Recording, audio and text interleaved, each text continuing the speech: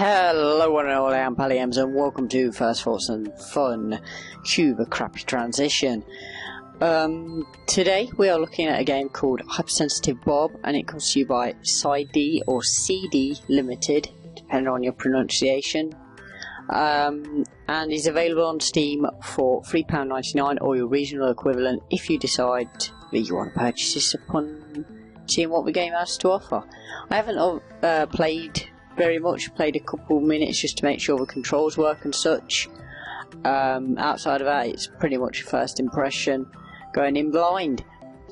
It's basically, from what I could gather from the description, a roguelite with some sort of dungeon crawling element, except it's not in a dungeon, it's done in the sky. What we're going to buy? We don't want 2 health. We want to have invulnerability while loading. That sounds pretty cool. Damage 1 from every HP. Let's go for that.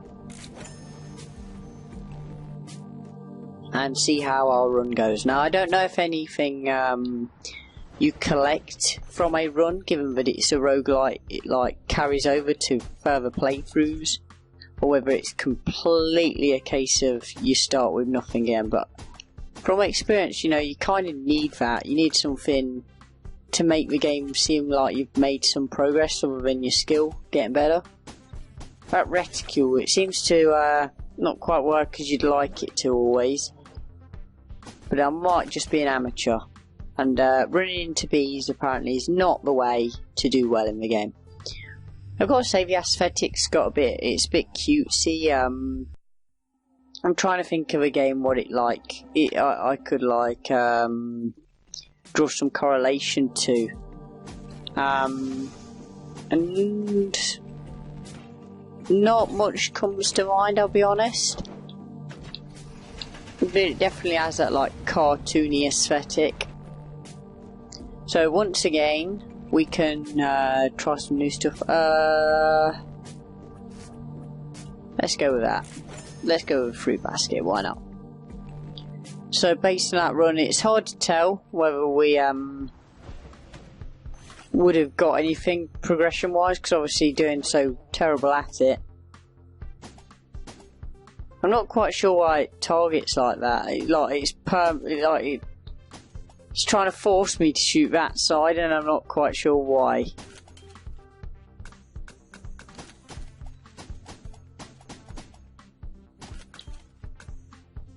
Like, is a reticule linked to something else? You know, if you see that, it's just like shooting that side, and I'm not quite sure if that's supposed to be the case. But it's not happy about wanting to shoot any other way. Maybe I need to... Yeah, I think maybe I have to lock it at the same time, maybe? No. It's just not working quite as I'd expect it to, and I'm not quite sure why. The aiming thing's a bit wonky, it's a bit off. I'm not quite sure if there's like an in-game reason why. Wow, it's throwing a mushroom at me, he was going to shoot back. As if it weren't bad enough. Oh, I see. Okay, so rather than just one button correlating to the shoot button, each like I'm playing on a pad rather than a keyboard. Basically, you can use X, A, Y, B, and Y. All of them are used to shoot, but each one will do it in a different direction, which I weren't expecting. So that's a bit out of the ordinary. At least I know why it wasn't going quite as I planned it. You know? Surprised like that. So what can we do here? So we can have a speed buff as a gift. Let's go with that. So it seems like we can only make one choice per like level. If you'd call it a level.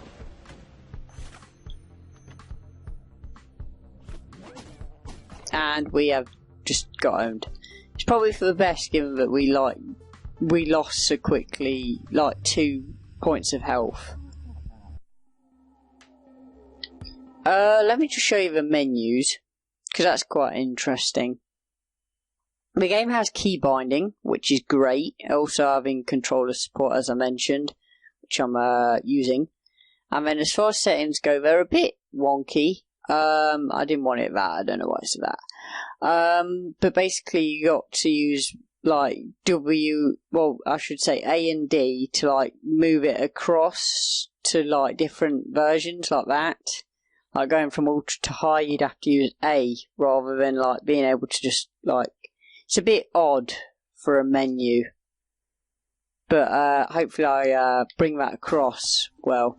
Obviously, I thought it was best to check the menus to get a good idea of how it works. I assume this is if you wanted to use it on pad, and they're just like the default keys to memorise. Nothing out of the ordinary there, really. The arrow keys, space, and W, A, S, and D. So obviously here we might want to use thing damage doubled until losing health. I quite like that. Apparently I got a achieved for that, so obviously we're raking it in now. We're becoming like a grizzled veteran of the game. Gotta be honest, the animation's a bit average so far, nothing. They're just kind of a bit predictable, I suppose. There's nothing what like draws me in as being like overly complicated or interesting about the animations.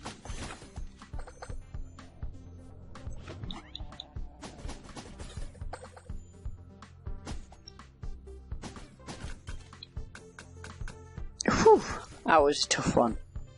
Got through. So I would assume the them like vials of orange goo are our currency. That's how it would seem.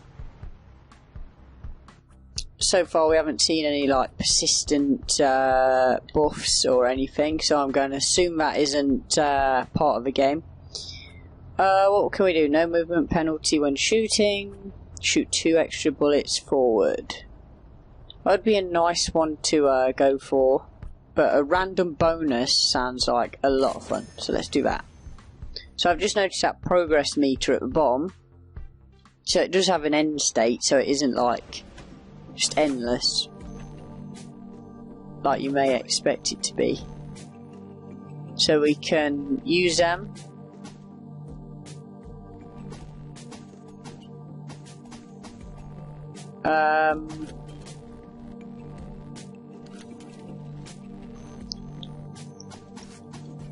So I was just testing whether you could just safely just stay in one place, but it would seem that the bee gets smart to you eventually.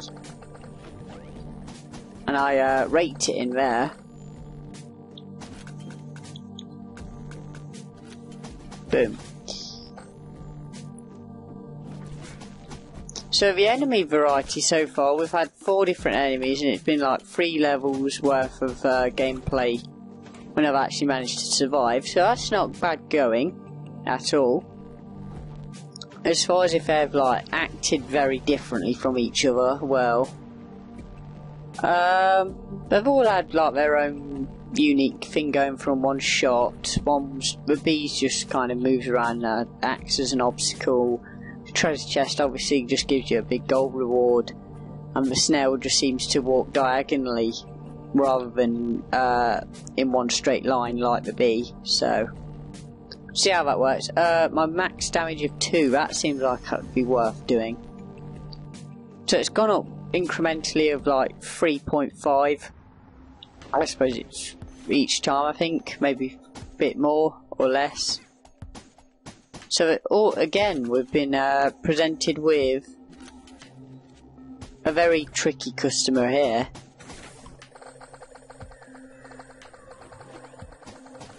So things are already ramping up. It's not wanting us to get any further.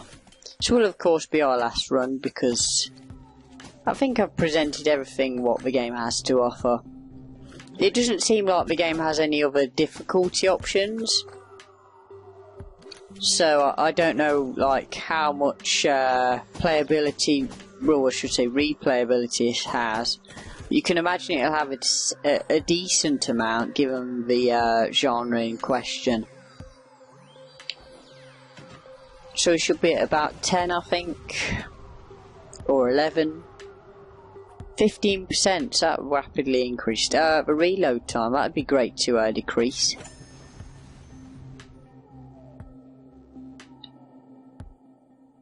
Obviously, customization wise, there doesn't seem to be a great amount outside of the stats.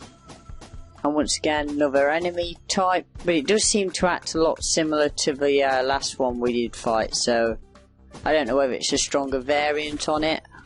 Oh, it seems like that was like a rush kind of a thing where you had to kind of hit it so many times, and that would be like your gold reward, I think.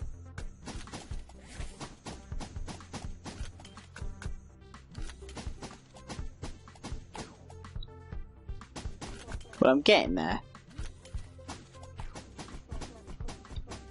He can take a beating. There. Got another load of creatures.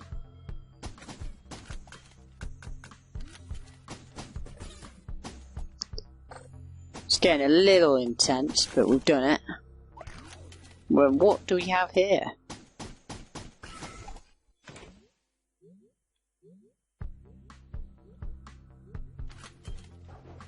So we are moving on. See how much we're up to now. Okay, so it's gone up a pretty fair amount this time in terms of progress. It doesn't seem to have been jumping all over the place too much. What do we want to give ourselves, if anything? HP plus 5, damage plus 8. So we just decrease our speed in return. So this is more of a tanky build we're building ourselves up to be. That's okay.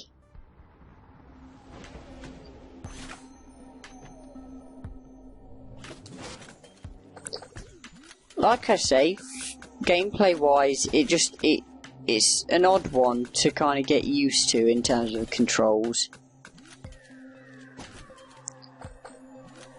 But I'm sure it would work very differently on keyboard and mouse.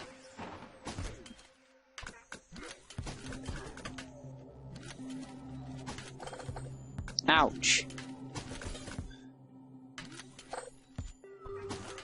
And I have got owned. So, I can restart just because I've got over 100. So I've got an option. So the journey hasn't ended yet. I quite like that being there.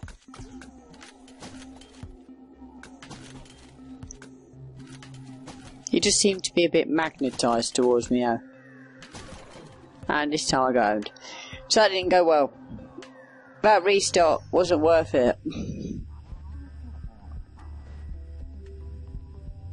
Ooh.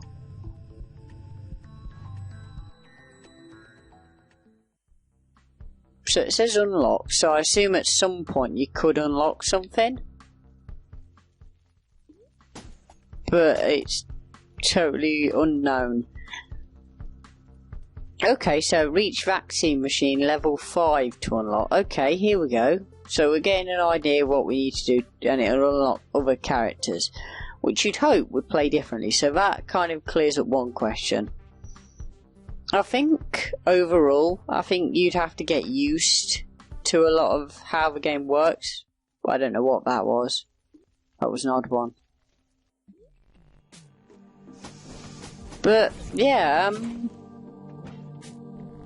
I think, obviously, it lacks a story so far. It's been pretty non-existent, except for, you know, there's that kind of tease almost at a story arc in how when you die, you know, there's a bit of dialogue there, but that could come of nothing. Overall, I would say it's a pretty average game. There's nothing outstanding about it.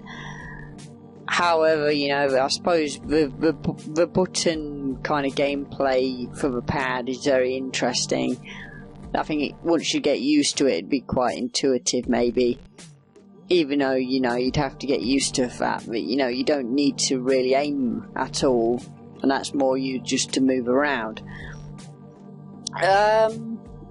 But I would say it's probably one of them games where I'd recommend it on a sale, but not so much at full price. Even though it's pretty reasonable at £4, I feel that it just so far there's nothing, no wow factor to it, nothing I haven't seen before, nothing extraordinary, pretty bland and basic really. But it's a shame, you know. I do like these videos. I tend to try and pick out a game which I feel will have some sort of interesting factor to it to begin with for me to even look at it. But in this case, this game doesn't seem to have that initial interest factor to grip me to really want to play much more of this. So yeah, thank you for watching. Hope this has helped, and let me know your opinions in the comments below. Goodbye. We're moving on now. We're talking about the list. So the first one is I'll go for it again. 10 things you know you miss about being a barn rat. Yeah. Okay. We're on board.